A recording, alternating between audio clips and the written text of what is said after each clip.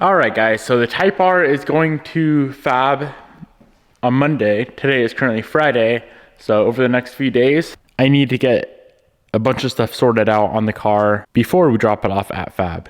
Now, what the fab shop is gonna do is they are extending our exhaust manifold. Shout out to Speed Factory for the beautiful manifold.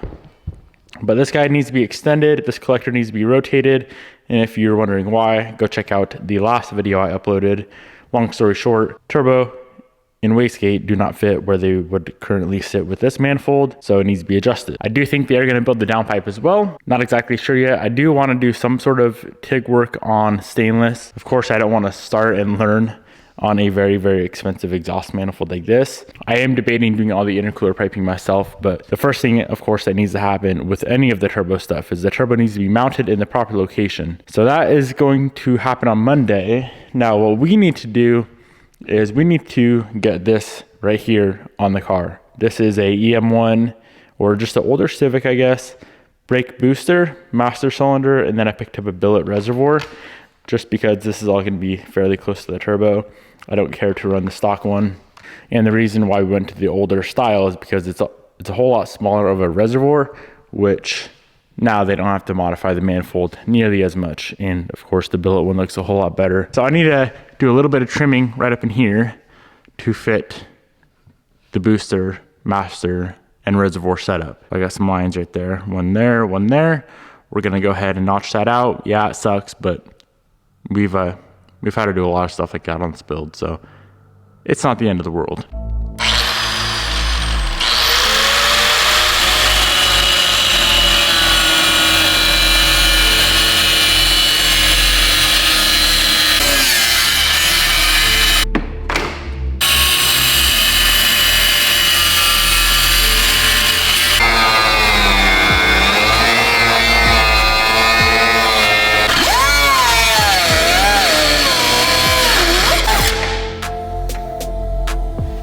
So we have a little section cut out of the cowl area. Now, let's see how this works.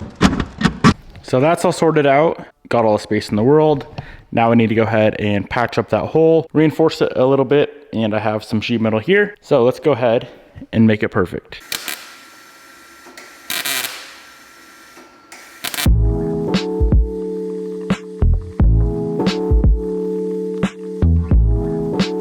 So this here is what we ended up with. Let me turn on my flashlight so we can see. Needs a little bit of paint, but before we paint it, let's go ahead and slide everything back on and make sure it's all gonna fit. Now, of course, the cap isn't like quite OEM to get off, but it still comes off. So let's go ahead. I'm gonna slap just a little bit of rattle can on there for now. I do plan on doing a full bay respray when this thing's complete, and then I make sure everything works, and then I'm gonna tear it back apart most likely and spray the bay. But for now, I don't want it to rust and look really shitty, so I'm gonna just rattle can that up.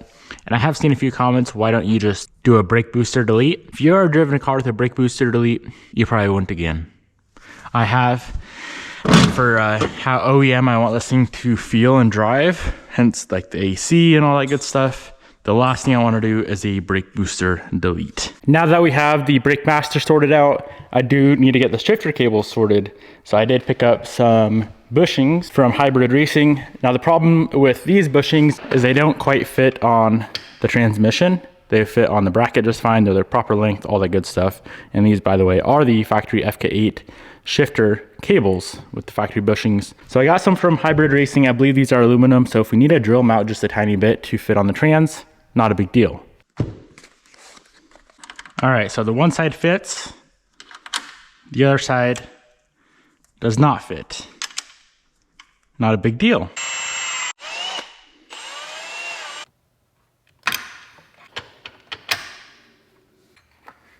Shifter cables are completely sorted out. That is something I was a little bit stressed out about. So once again, factory FK8 shifter cables, a universal like K20, K24 shifter cable mount, factory FK8 shifter base, which I'll probably replace with an aftermarket one. We actually have two here, so I'll get that swapped out one of these days. But the next thing I'm gonna move on to is getting our starter working. Father's Day is coming up right around the corner, less than a month away. If you're struggling to find the perfect gift for your father, I have the solution for you. Today's video is brought to you by my good friends at Manscaped. As you can see, we have their complete arsenal of shaving products. I know all of us as men have struggled with razor burn in the past, with nicking your skin, cutting it open, it bleeds forever. All of the products from Manscaped are specially tailored, so that does not ever happen again. This guy features a 7,200 RPM motor and a titanium coated T-blade to cut through the thickest of hair in a single stroke. It is waterproof, and of course it is cordless, so your dad can use it in the shower or in the sink with virtually no mess to clean up. The weed whacker itself is meant to be used for your nose or your ears, and for those dads who are starting to show a little too much ear and nose hairs, the Weed Whacker 2.0 is the perfect gift. And finally, the Lawnmower 4.0. Be bold and hook up Pops with this body groomer that is sure to make him look good and feel great. If you really want to get your dad the perfect gift, the Performance Package 4.0 includes the Lawnmower 4.0 and the Weed Whacker 2.0. The package also includes the Crop Preserver, the Crop Reviver, and 2 free gifts. So to get your dad the perfect gift, head on over to www.manscaped.com and use promo code DN20 to get 20% off your order and free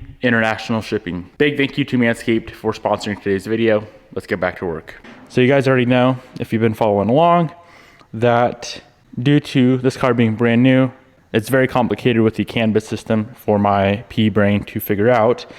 But what we did figure out, and shout out to Chris from Ranch Built for figuring this out, we have 2 wires right here that run to the starter relay. If we ground these 2 wires with the ignition on, meaning all of the immobilizer and everything is still going to be active. If we ground these 2 wires, we can get power to the starter motor. Now what we're going to do is, this is going to be our grounding solution. This little push button right here. So when we push this button, it is going to ground inside of here. Wire's going to come out, ground these 2 wires, and hypothetically speaking, give power to our starter. This little guy here is going to be like a secondary little theft protection device, unless you're watching this video. But we need to mount this somewhere in the car. I am thinking on the kick panel left of the steering wheel. So we're gonna have to push in the clutch, hit the ignition, it's gonna power the car. Bam, brum, brum, brum, brum, car fires up. Long story short, we gotta run a wire from here to there and install this.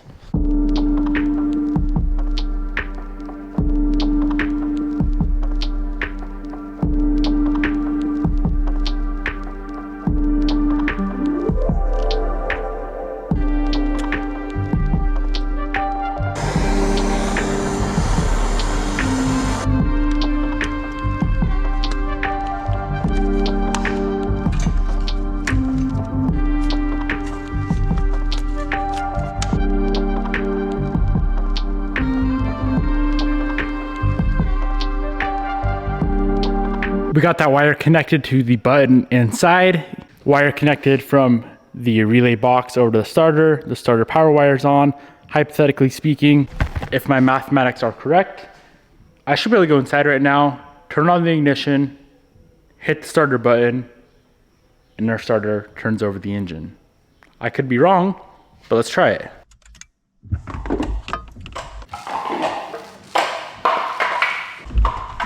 Okay, let's not do that. So as of right now, it should not work because the clutch pedal's not down. Okay, clutch pedal's down, and it stays down, obviously, because there's no fluid in the car. It does not work. I can hear the relay clicking, but our starter's not turning over. It does not work. All right, we did something wrong. Taking a quick break to talk to you guys about a very, very good deal right now from one of the big supporters of the channel, which is Avalon King. They currently have their that's very dark. They currently have their Memorial Day sale going on. So normally 3 of these kits is $259 right now. And for the rest of today, I'm sorry I didn't let you guys know sooner, but for the rest of the day or until stuff sells out, 3 of these kits are gonna be 99 bucks. 10 kits you can save even more on. So go check out the link down in the description box below. And then you can get 4 of these Avalon King Armor Shield Light spray bottles for only $69. If you don't know the difference, this is more of a, I sometimes use it as a quick detailer. This is a fast ceramic spray, super fast ceramic coating for an easy clean, super hydrophobic, maximum shine on your vehicle surface. I like to use this for for example, like on this car, what I would do is I'd wash the car, being that it's not ceramic coated, I would spray this on the car as it's still wet, and then I'll go ahead and dry it off, and that'll be protected for a few months. Now this, of course, this is the Armor Shield 9. That's probably broken. This, you're gonna wanna like completely polish and make your paint perfect, and then you put this on because this is a 2 to 3 year coating, or maybe even longer. It lasts forever. I'll go ahead and link the link down below. Like I said, it's for today only, so go check it out. Very good product, very high-end product, and I use it on all the cars when I have the time to use it on all the cars. That car needs to be polished and coated. That car needs to be polished and coated. That car has been forever, so I guess I'll show you guys a difference. So here's a car that's never been coated. As you can see, the water just stays on there. Car that's been coated for years, water just falls right off. And so does all the other shit that lands on your car. Coat your paint. You'll think in the long run. You can also do wheels, you can do brakes. I do everything, glass, all the good stuff.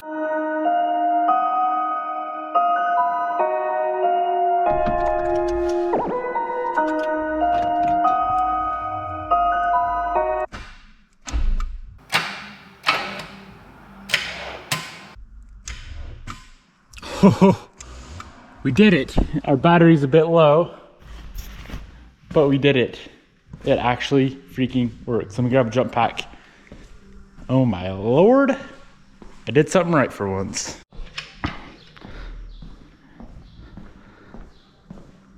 I guess I should say I think we got it. So I'm gonna throw this jump pack on. I could probably just charge the battery. Yeah, we're only at 10 volts right now, so. Let's try now. Of course, we don't have oil in the motor, so I can't crank her for too long. But